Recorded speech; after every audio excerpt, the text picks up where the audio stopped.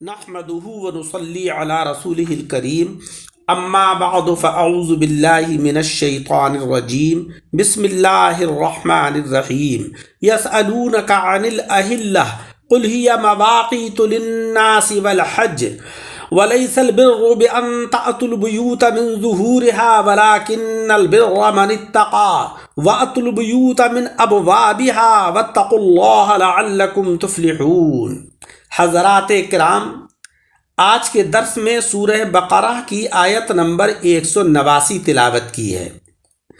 پچھلی آیتوں میں رمضان اور اعتکاف کا ذکر ہوا، اور ماہ رمضان چاند ہی سے آتا ہے اور اس سے ہی جاتا ہے۔ اعتکاف بھی چاند کی تاریخوں سے ہوتا ہے، اس لیے اب چاند کے گھٹنے اور بڑھنے کے فائدے بیان ہوئے۔ پچھلی آیت میں فرمایا گیا تھا کہ مال غلط طریقوں سے نہ کھاؤ، اور مالی معاملات کو تاریخوں سے بہت تعلق ہوتا ہے۔ قرض وغیرہ کی مدت اسی سے پوری ہوتی ہے، اس لیے اب چاند کا ذکر ہو رہا ہے۔ پچھلی آیتوں میں روزوں اور اعتکاف کا ذکر تھا، اب حج اور اس کے مسائل بیان ہو رہے ہیں، کیونکہ یہ بھی رمضان کی طرح سال میں ایک بار آتا ہے۔ اس آیت کے دو جزوں کے دو شان نزول ہیں۔ یسألونک سے والحج تک کا ایک شان نزول ہے، اور لیس البر سے تفلحون تک کا دوسرا۔ پہلے جز کا شان نزول تو یہ ہے کہ ایک بار حضرت معاذ بن جبل اور ثعلبہ ابن غنم نے حضور علیہ السلام سے معلوم کیا کہ یا حبیب اللہ، چاند کا کیا حال ہے کہ یکساں نہیں رہتا۔ یہ شروع تاریخوں میں تو ڈورے کی طرح باریک ہوتا ہے، پھر بڑھتے بڑھتے پورا ہو جاتا ہے، اور پھر گھٹتے ہوئے پہلے کی طرح باریک ہو جاتا ہے۔ ان کے جواب میں یہ آیت نازل ہوئی کہ یسألونک عن الأہلہ، آپ سے چاندوں کے سلسلے میں پوچھ رہے ہیں۔ قل ہی مواقیت للناس والحج، آپ فرما دیجئے کہ یہ علامات وقت ہیں لوگوں کے لیے اور حج کے لیے۔ دوسرے حصے کا شان نزول یہ ہے کہ زمانہ جاہلیت میں حج کا احرام باندھ کر اپنے گھروں میں دروازے سے لوگ نہیں آتے جاتے تھے، بلکہ خیموں کے پیچھے سے اور مکانوں کی پچھیت توڑ کر اس طرف سے آیا کرتے تھے۔ ہاں، بنی قریش اور بنی خزاعہ اور بنی عامر اور بنی ثقیف کے لوگ دروازے ہی سے آمد و رفت رکھتے تھے۔ ان قبیلوں کے سوا جو کوئی بھی قبیلہ دروازوں سے آتا جاتا تو اسے فاجر کہتے تھے یہ لوگ۔ ایک بار آقا علیہ السلام اور حضرت رفاعہ انصاری احرام باندھے ہوئے دروازے سے نکلے، لوگ رفاعہ کو فاجر کہنے لگے۔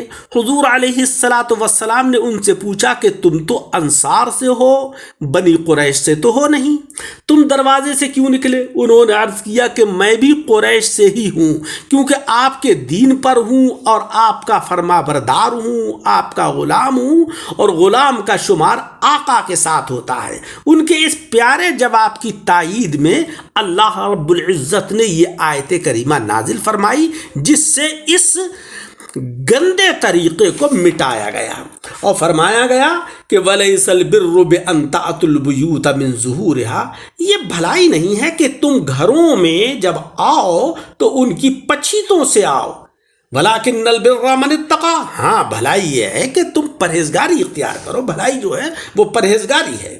وَأَتُوا الْبُيُوتَ مِنْ أَبْوَابِهَا، اور گھروں میں ان کے دروازوں سے آؤ۔ وَاتَّقُوا اللَّهَ لَعَلَّكُمْ تُفْلِحُونَ، اور اللہ سے ڈرو اس امید کے ساتھ کہ تمہیں اللہ رب العزت فلاح عطا فرمائے، کامیابی عطا فرمائے۔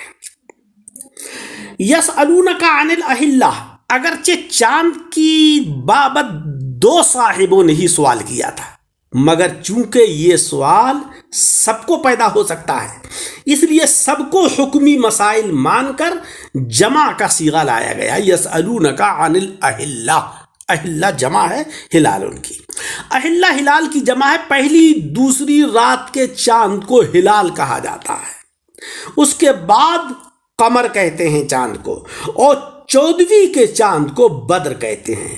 مطلب یہ ہے کہ اے نبی اکرم صلی اللہ علیہ وسلم، لوگ آپ سے نئے چاند کے متعلق سوال کر رہے ہیں کہ یہ باریک کیوں ہوتا ہے، اس یسألونکا میں حضرات صحابہ کرام رضی اللہ تعالی عنہم کی منقبت بھی ہے اور پیارے آقا علیہ الصلاۃ والسلام کی نعت بھی ہے۔ منقبت تو اس طرح ہے کہ سارے مسلمانوں پر اس پوچھنے والے صحابی کا احسان ہے کہ جس کے سوال کی وجہ سے یہ آیت مسلمانوں کو عطا ہوئی۔ حضرات صحابہ کے سوالات اور حالات آیات کے شان نزول ہیں۔ تورات اور انجیل کی آیتوں کے شان نزول نہیں تھے، وہ سب یکدم نازل ہوئی تھیں۔ قرآنی آیات کے شان نزول ہیں کیونکہ وہ تدریجی طور پر جب جیسے جیسے حالات پیدا ہوئے 23 سال کی مدت میں اتری، جن سے حضرات صحابہ رضی اللہ تعالی عنہم کے احسانات قیامت تک لوگوں پر رہیں گے۔ اور یہ آیت پیارے آقا کی نعت اس طرح ہے کہ حضور سے سوال گویا کہ رب تبارک و تعالیٰ سے سوال ہے کہ پوچھتے تو پیارے آقا سے ہیں اور جواب اللہ جل شانہ و عما نوالہ عطا فرماتا ہے۔ قل ہی مواقیت للناس والحج، آپ فرما دیجئے کہ یہ علامات وقت ہیں لوگوں کے لیے اور حج کے لیے۔ اگرچہ جواب خود اللہ رب العزت نے دیا، مگر قل فرما کر حضور علیہ الصلاۃ والسلام سے کہلوایا کہ سوال بھی آپ ہی سے ہوا تھا، جواب بھی آپ ہی عطا کیجیے۔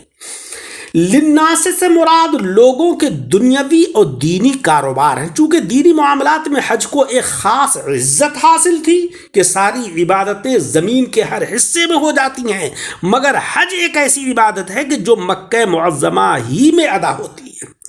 حج کے ذریعے تمام جہان کے مسلمان ایک مقام پر جمع ہو کر ایک دوسرے کے حالات سے واقف ہو سکتے ہیں۔ حج کے موقع پر حاجی متبرک مقامات اور متبرک چیزوں کی زیارت کر لیتے ہیں، دیار محبوب کے ذروں کو اپنی آنکھوں سے لگا لیتے ہیں۔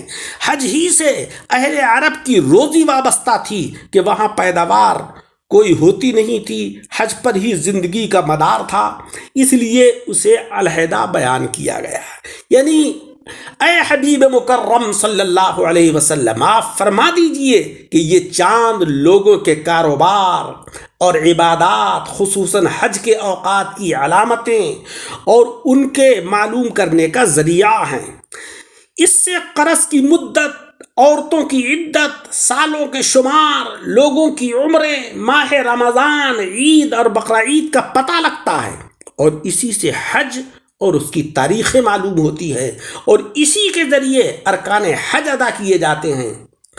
چونکہ چاند کے ضمن میں حج کا ذکر بھی آ گیا، اس لیے اس کے متعلق ایک ضروری مسئلہ بھی بیان کیا گیا ہے اور لوگوں کو ان کی سخت غلطی پر خبردار کیا گیا ہے۔ ارشاد باری تعالیٰ ہوا کہ وَلَيْسَ الْبِرُّ بِأَن تَأْتُوا الْبُيُوتَ مِن ظُهُورِهَا، بیوت بیتن کی جمع ہے جس کے معنی ہے شب گزارنا۔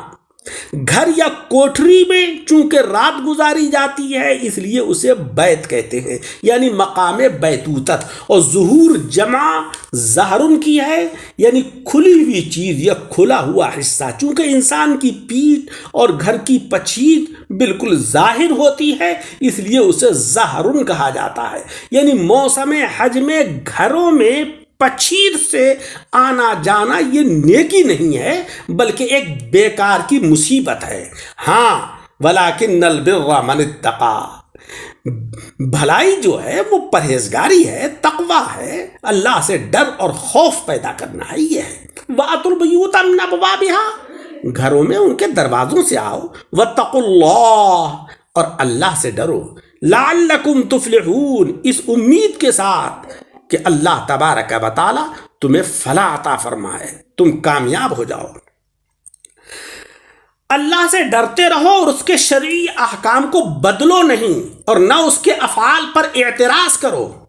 وَلَعَلَّكُمْ تُفْلِحُونَ، تاکہ تم حقیقی بھلائی اور ہدایت پا کر دونوں جہان میں کامیابی حاصل کرو۔ یہ بات یاد رہے کہ کفار عرب میں عبادات 4 قسم کی رائج تھیں۔ پہلی تو تھی بت پرستی اور شرک۔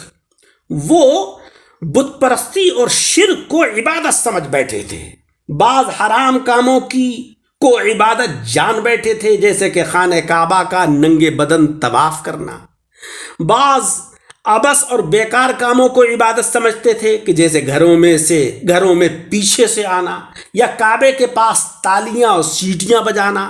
بعض اچھے کام بھی عبادت کرتے تھے، جیسے کہ کعبے کی خدمت، آب زمزم لوگوں کو پلانا۔ حضور علیہ السلام نے پہلے دو کام یعنی بت پرستی اور شرک اور ننگے بدن طواف کرنا، ان کو تو آپ نے جبرن بند فرمایا۔ تیسرے کام کو نرمی سے بند کیا۔ دیکھو یہاں پر اللہ رب العزت نے ان دیواروں میں سوراخ کرنے کو کفر و شرک یا حرام نہیں فرمایا، بلکہ نرمی سے فرمایا کہ تم جو ہو وَأْتُوا الْبُيُوتَ مِنْ أَبْوَابِهَا، اپنے دروازوں سے آؤ، پیٹھ پیچھے سے مت آؤ، مکانوں کی پچھیتے توڑ کر نہ آؤ، یہ کوئی نیکی نہیں ہے۔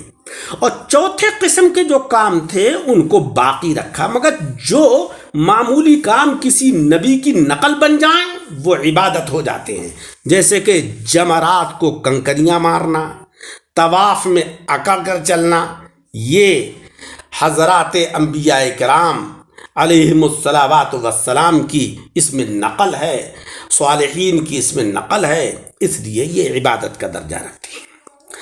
اس آیت کریمہ کی تفسیر کا خلاصہ یہ ہے کہ اللہ تبارک و تعالیٰ نے حبیب مکرم صلی اللہ علیہ وسلم سے فرمایا کہ یہ آپ سے چاند کے گھٹنے اور بڑھنے کے متعلق پوچھتے ہیں، چونکہ یہ ایک علمی مسئلہ ہے اور قدرت کا اس میں ایک راز ہے، اور اس کے افشا کرنے سے انہیں کوئی فائدہ بھی نہیں ہے، لہذا آپ انہیں اس کی توجیہ تو مت بتاؤ، اس کی حکمتیں بتا دو کہ اس کے گھٹنے بڑھنے میں کیا فائدہ ہے۔ آپ فرما دیجئے کہ اس کا گھٹاؤ اور بڑھاؤ جو ہے وہ لوگوں کے ساری دنیاوی اور دینی کاروبار چلنے کا ذریعہ ہے۔ اگر سورج کی طرح یہ بھی ہمیشہ یکساں ہی رہتا تو لوگوں کے کاروبار فیل ہو جاتے۔ اب اس سے اپنے سارے معاملات، عبادات اور خصوصاً حج کے اوقات بخوبی معلوم کر سکتے ہیں۔ دوسری قومیں اپنے اوقات کا تعلق صرف سورج سے رکھتے ہیں، مگر اسلام نے نماز کے اوقات سورج سے وابستہ کیے اور زکوٰۃ اور روزے اور حج، عدت، بچوں کی شیر خوارگی وغیرہ کے اوقات چاند سے متعین کیے، تاکہ اللہ تبارک و تعالیٰ کی دونوں چیزوں سے فائدہ اٹھایا جائے، اور ان تعلقات کی وجہ سے مسلمان سورج کی رفتار کی بھی پیمائش کریں اور چاند کی رفتار کی بھی پیمائش کریں۔ مگر چونکہ چاند سے زیادہ عبادتوں کا تعلق ہے، اس لیے اسلام میں چاند کی تاریخوں پر زیادہ زور دیا جاتا ہے، جیسے نماز کے تعلق کی وجہ سے سورج کا طلوع و غروب اور زوال وغیرہ کا بہت خیال رہتا ہے۔ اس آیت کی اور بھی تفاسیر ہیں، مگر خلاصہ تفسیر یہی بہتر ہے۔ اللہ تبارک و تعالی ہمیں اس پر عمل کرنے کی توفیق عطا فرمائے، قرآن عظیم کو سمجھنے کی توفیق عطا فرمائے، اور اس آیت کریمہ کا بقیہ درس اگلے حصے میں سماعت فرمائے۔ درس کو سن کر احباب کے ساتھ شیئر کریں، اور ہمارے یوٹیوب چینل دعوت حق درس قرآن کو لائک اور سبسکرائب کریں۔